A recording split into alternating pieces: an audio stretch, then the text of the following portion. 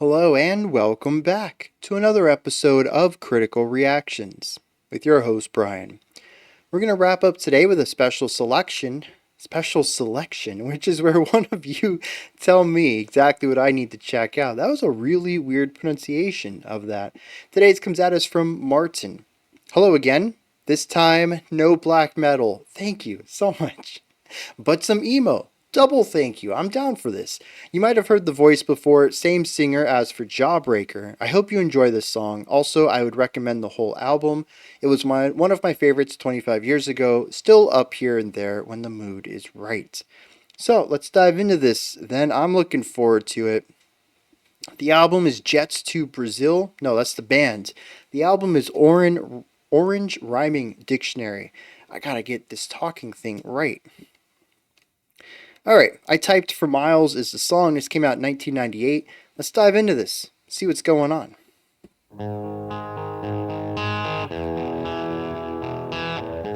Very fuzzy, very compressed. Kind of a grungy start.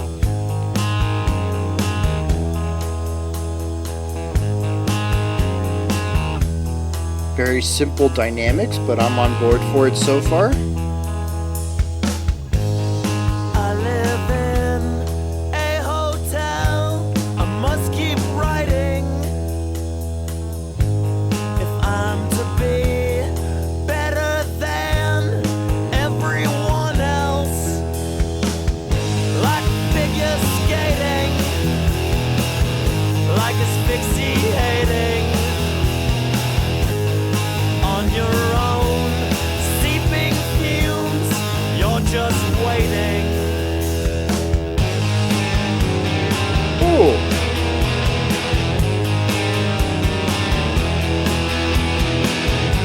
Yeah, it definitely has a bit of grunge thrown in here.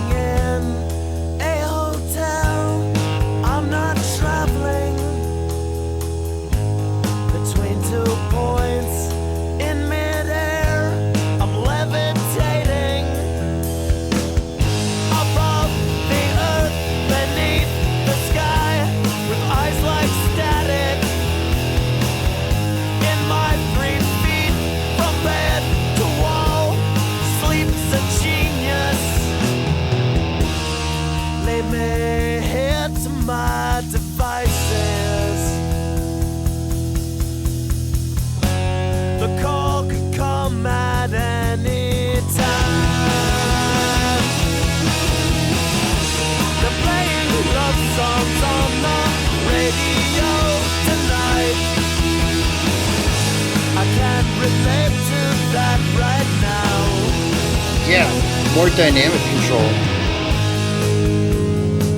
Ooh.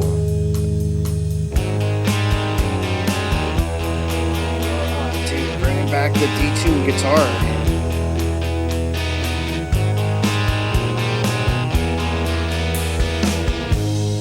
Note to self, no one cares. Your voice is average. In worried piles, I type for miles. You just stood there. I will begin. I will put right this morning terror. I have been kissed between the ears with human error. Leave me here to my devices. I need a word to change my life. I've tied my ankles to the table legs with wire. You can write so much as type.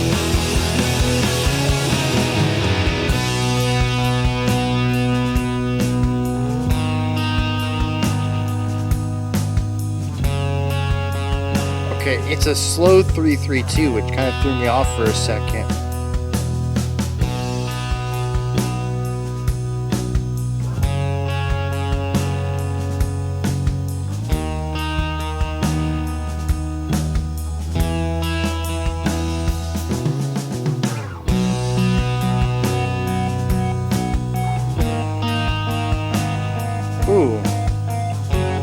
the shifting of allowing more of the higher tone out of it.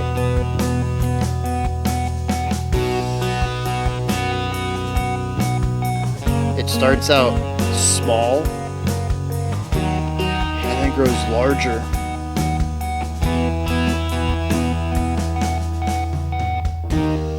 Lead me here to my devices. I can't think with all this noise. Yeah, a little bit of a different way to get back into this chorus. Radio tonight. I don't get those songs on mine. You keep fucking up my life. You keep fucking up my life. Ooh, that bass lick. Fucking up my life. You keep fucking up my life.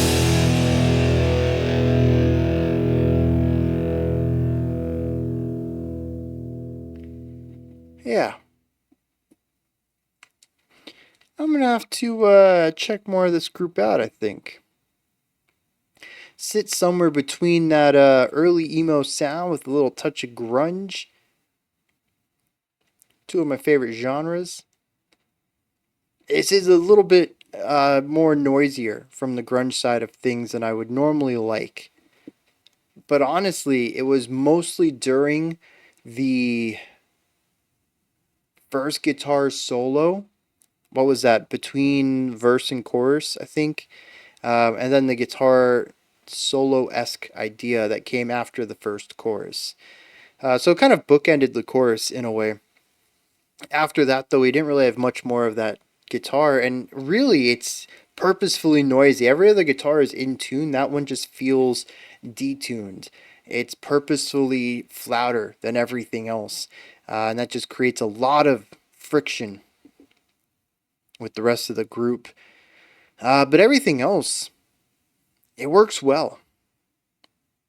There's a strong rhythmic element to this, a little bit of syncopation, something to keep it not necessarily dancey, but groovy, to keep it outside of just a strict pocket and to incorporate syncopation into the rhythm itself. The bass, a lot of pedal tone, but also a lot of moving ideas as well. I'd say about used in 50-50 right there.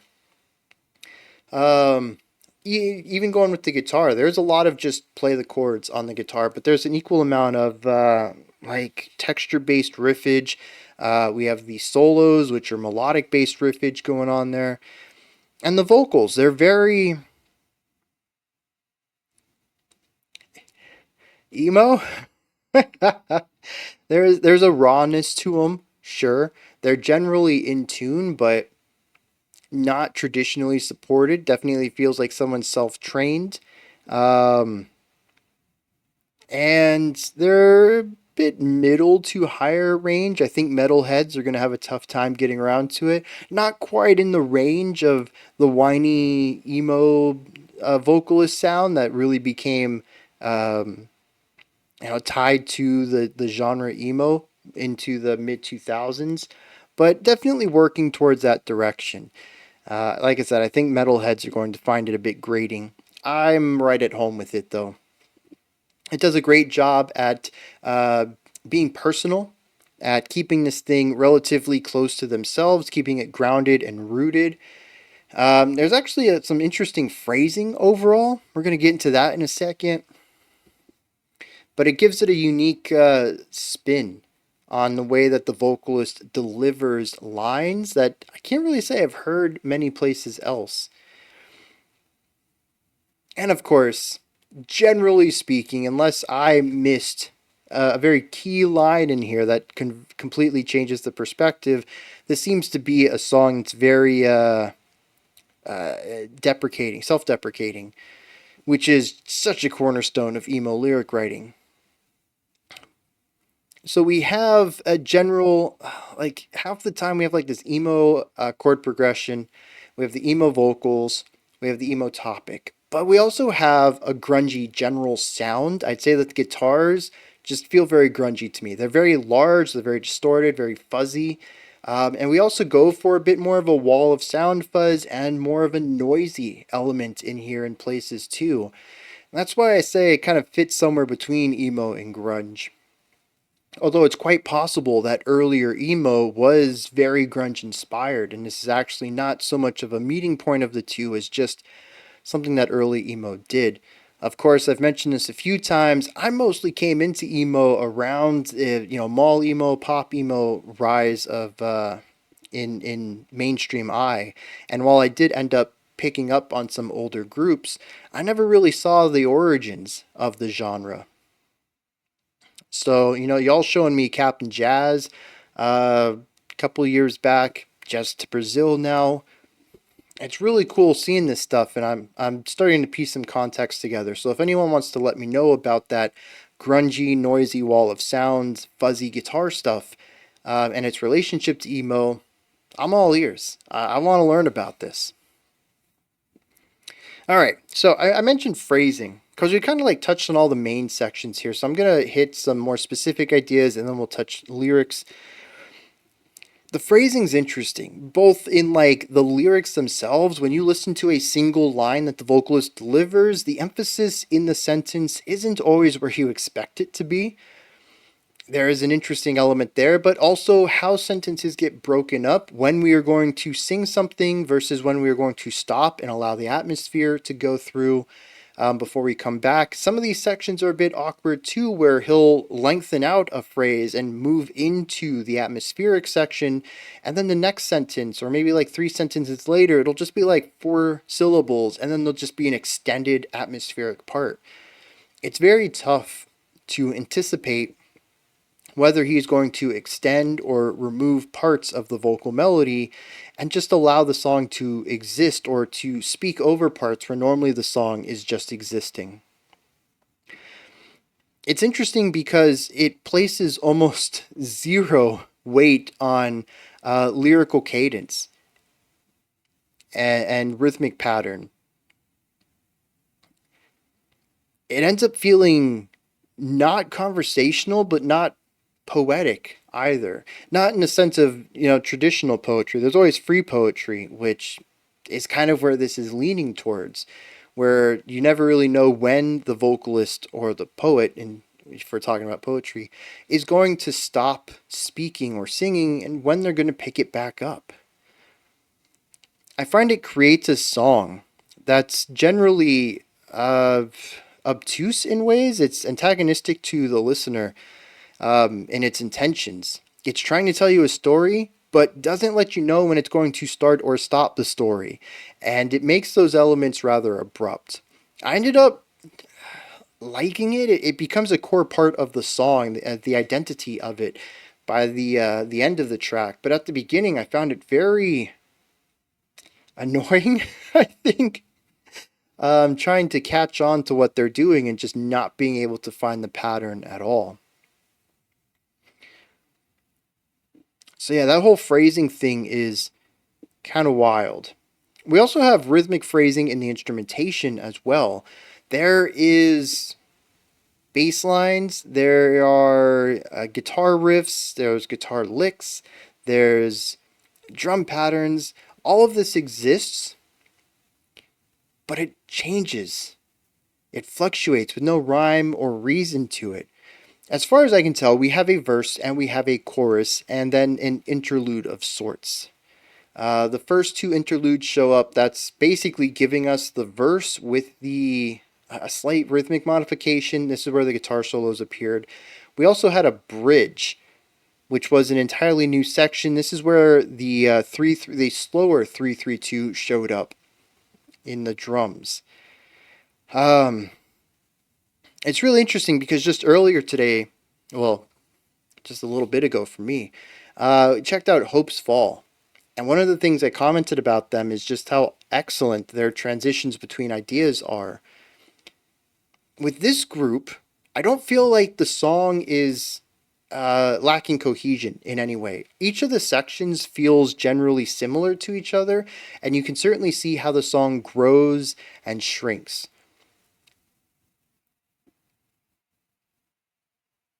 But there's also changes that just come out of nowhere. The drummer will just introduce a new rhythmic device that doesn't really work with anything else. It's there now. You got to deal with it.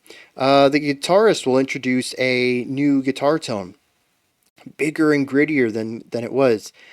And no reason why. We don't get a nice smooth intro into it. It's not really at the end of a phrase. It just happens now. You got to deal with it.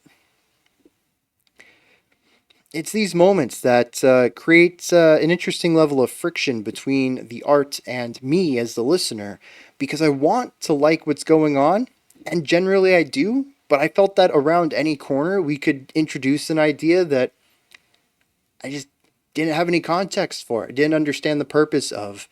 And maybe that's something that makes more sense with repeat listens, but just off of a first time reaction, I find them to be rather abrasive in a track that felt rather comfortable to me. Maybe sometimes that's good. Being met with a song that, hits on some of your comforts, but also pushes you outside of your comfort area.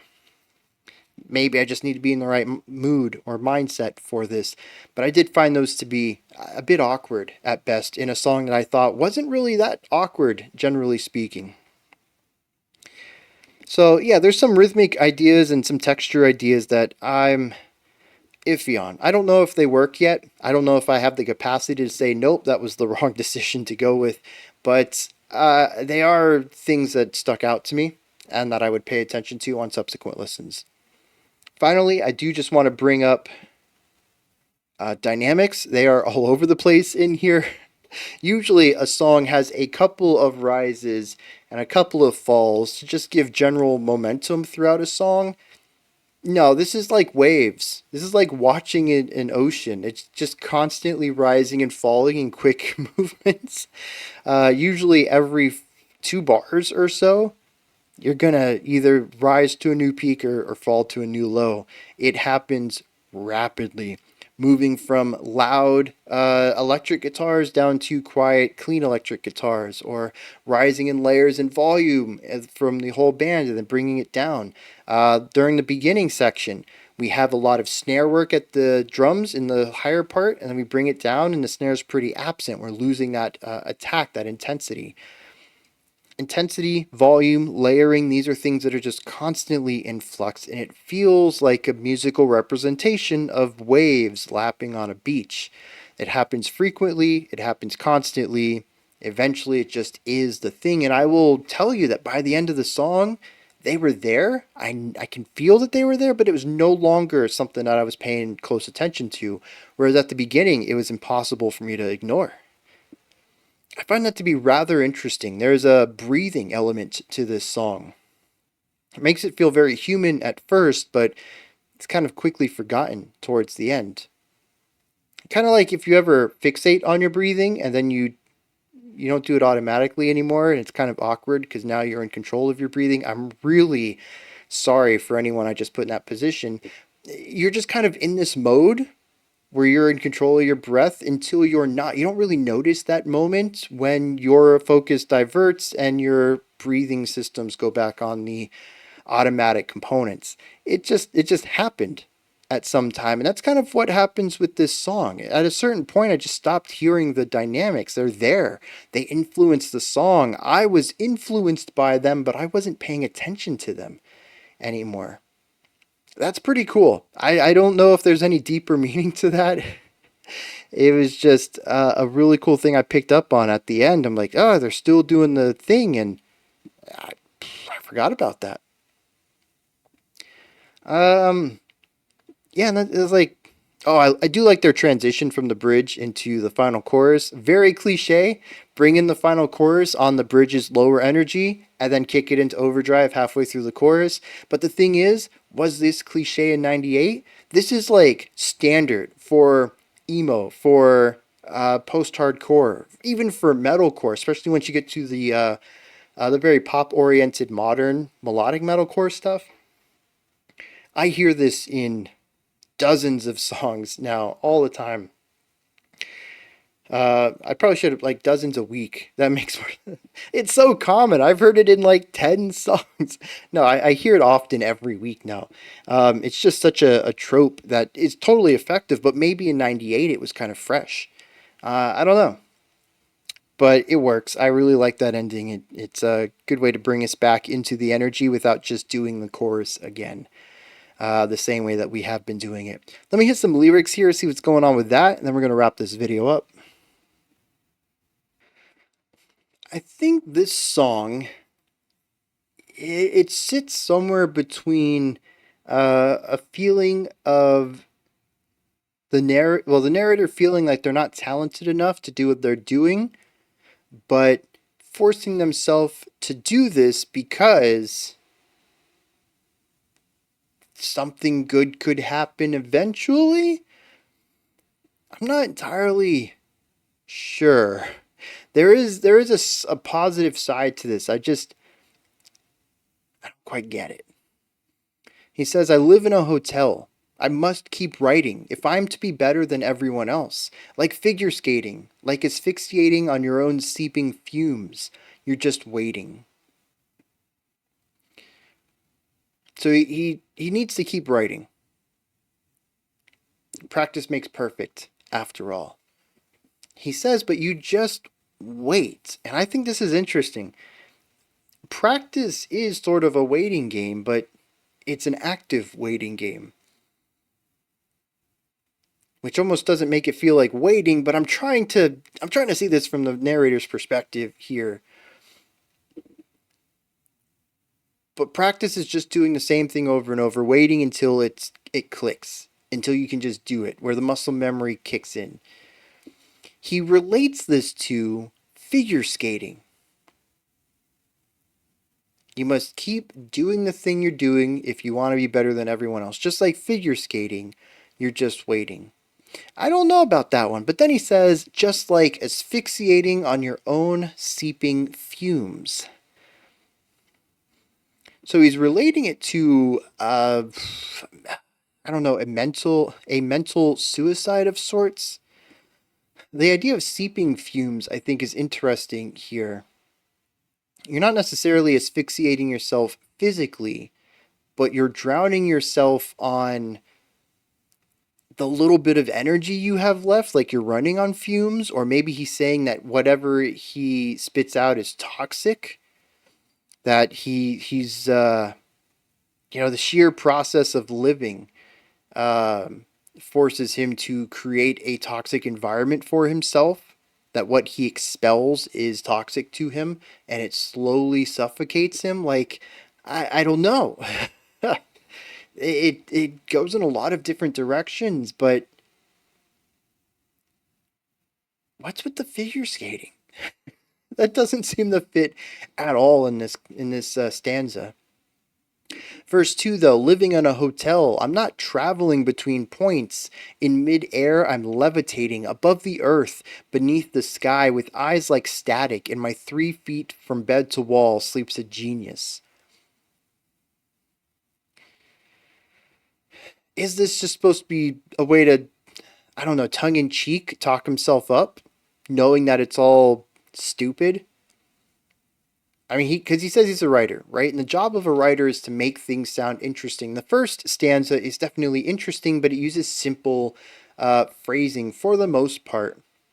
He just says, I got to keep writing if I'm to be better than everyone else. But here we have this really interesting figurative language for what it means to be presumably in a higher up hotel room. Not to be traveling between 2 points where you're going from lower to higher, being better at something or climbing a ladder or a ranking system, maybe becoming more famous. He says he's not going anywhere. He's stuck here between 2 points. Levitating, though, not stuck, but levitating, something that humans can't do. So it does create an air of better than everyone else. He says, I am above the earth, but beneath the sky with eyes like static. Like static, the idea of stationary, or static, the idea of, static electricity, or, static, the snow on television, constantly moving and in flux.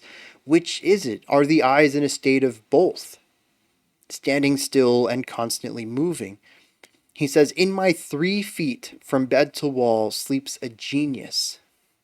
I think it's interesting. It's not wall to wall. He's not talking, I mean, he is talking about a small space that he's confined in, his hotel room, but he specifically states it's from the bed to the wall. Now, I'm thinking from the edge of the bed through the open space, but what if it's the edge of the bed across the bed into the wall? What if he says that he's only a genius? He's only a Jesus. If he's only a genius when he's in the bed. Even using the word sleeps a genius, it could mean that it's something that is within him that he doesn't know how to unlock, but it could also mean that he's only intelligent in his dreams. He only feels like he has great ideas while he's sleeping, but the minute he wakes, he finds he can't put them to words. Chorus 1, leave me here to my devices. The call could come at any time. They're playing love songs on the radio tonight. I can't relate to that right now. I can't relate to it or refuse to relate to it. It's a vague use of the word. It could mean either way, that either he's attempting to ignore the love songs or that he doesn't feel love at the moment and can't relate to the songs. Either way, he's waiting on a phone call. Or any kind of call, I suppose. Not necessarily, it could be a call of destiny. Thinking that the world will come to him. Maybe that's what the song is about. Again, self-deprecating, but basically, ironically, taking jabs at yourself and putting down any thoughts of stardom that you might have. You want to be a famous writer? Sure, keep writing. That doesn't necessarily mean you're going to be great at it. You can just keep doing it and eventually drown in the mediocrity of what you write. He says you can sit here and think you're a god, to use all these pretty words and make it seem like you're better than everyone else, but honestly, you're just waiting for something to happen, something miraculous. Someone to notice you when you haven't actually done anything to be noticed for yet. The call could come at any time. I don't have time for love. I don't have time for relationships, for friends. I can't relate to any of that right now. I have to focus on my craft because I might be famous tomorrow. I think that's where the song's generally going so far. It says, note to self, no one cares, your voice is average. In worried piles I typed for miles, you just stood there. I'll begin, I'll put right this morning terror. I've been kissed between the ears with human error. I really like that line. Usually to be kissed is a positive thing, especially when you say, you've been kissed with good fortune, sometimes touched with good fortune, or intelligence or anything like that. It's usually a positive notion. Here he says that he's been kissed between the ears, so on the brain, with human error. It may be that he feels that he isn't as intelligent as other people. Maybe he feels he's neurodivergent. Maybe he is neurodivergent. And he finds that it's more difficult for him to do simple things.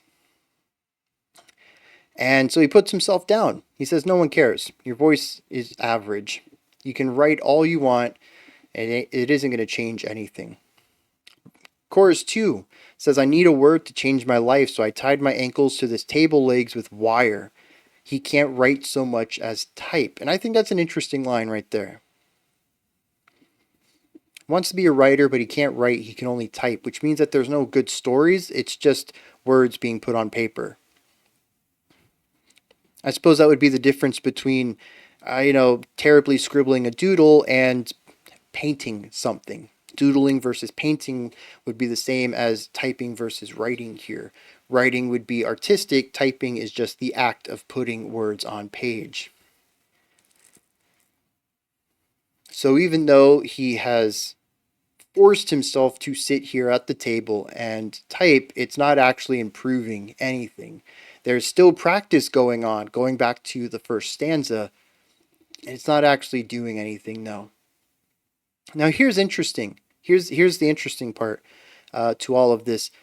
A lot of this is I, all over the place. Until right here, he can't write so much as type. It's the only time that we hit the third person. It's also 4 lines prior to a second person, the final lines of the song, "You keep fucking up my life." Now I interpret everything as the self. The narrator is sabotaging himself, he is putting down himself, trying to bring himself up. It's all him, though. I wonder if at this point he's just saying that he keeps getting in the way of his own life, of his own growth, of his own stardom, his own ability to be a great writer, all of this. If so, it puts a lot of perspective on the music of this track, which is generally angry, generally fuzzy, generally somber in ways, but also dissonant and clashing at times.